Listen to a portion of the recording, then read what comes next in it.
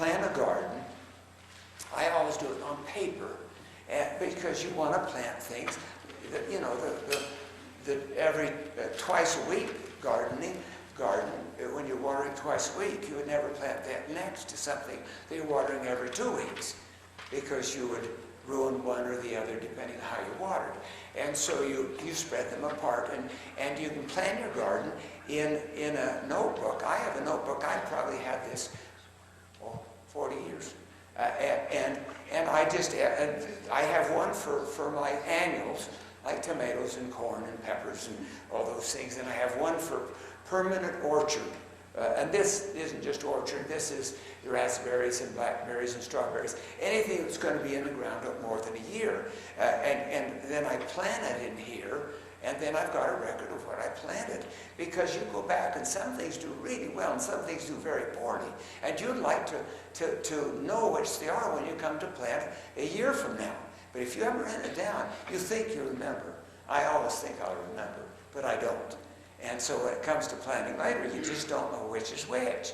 But if you've written them down, you know what's good and what's bad, and you know what to plant. I have a brother who lives in Anaheim, and he came to me to know what kinds of peach trees did well in Anaheim. Well, they don't have enough chilling for normal peaches. If they don't have chilling, they don't have a good crop. But we have lots of chilling here. But so I told him the varieties that would do well in Anaheim, where you only have 200 hours of winter chilling. That's above 40 degrees. And I said he wanted an early one, a late one, so he could spread out the season. So I told him a good early and a good late. And he planted them. And a year later, he came back to me and he said, well, you know, I planted one of those trees where I'd had a peach tree before that had died of a disease. And so I planted a new tree right in the same spot, and it died too. And now I want to replant it in another spot, but I want an earlier one, a late one. And I want you to tell me which one lived and which one died. And I said, you can't tell. You know, one variety to another, the leaves aren't that different. And I can't tell you, they don't even have light leaves on them this time of year. He wanted to plant it in March. But he hadn't written it down. I said, haven't you? You didn't write down what you planted where? No, he didn't know what he had and what he planted. So always keep a record. It's just good sense to write down. You know, for me, I had 15 varieties of corn this year. I always try new ones, and I tell you exactly which ones do really well and which ones are a disappointment, because I make a record every single year. And there, when I hand you out a sheet, and it has corn here, and it's got polka and precocious and chippewa and luscious, and so on and so on. Bountiful's brand new this year, because I planted it in the summer. It was spectacular. Best tasting you've ever tasted. So we added it and took out one that was not as good. And so you can do that if you keep track of what you planted. Now, other things that you need to remember, go to seed catalogs, because, why do you use seed catalogs? One reason is because you can get disease-resistant varieties out of seed catalogs. All the breeding programs are breeding for varieties that are resistant to diseases. And so if you've had your tomatoes die before you get a good crop, and they're just not healthy plants, you would like to plant a variety of tomatoes that's not going to die on you. And there are 110 different diseases that will kill the tomato plant or make it sick. You know, most of them are fungus diseases, but some bacterial and some virus. But in any event, you go to a seed catalog like this, where they have all the latest and the best, and they'll tell you what they're resistant to. Here's one that says VFN. What does that mean? It's resistant to verticillium and fusarium wilts and tobacco mosaic virus. You'd like to know that. And then over here's one, VFFN. That's two species, two varieties of fusarium wilt. And you go over here, here's one that has VFFT, TSWV. Those are all diseases that will kill a tomato plant.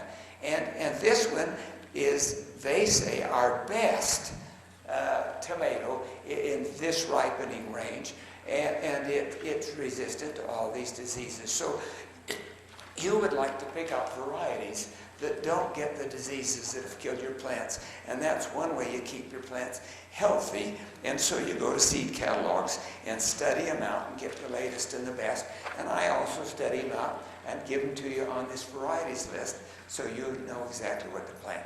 Now, in planting a garden, there are certain things that you need to have. You need a way to work up your soil, and a rototiller is the easy way.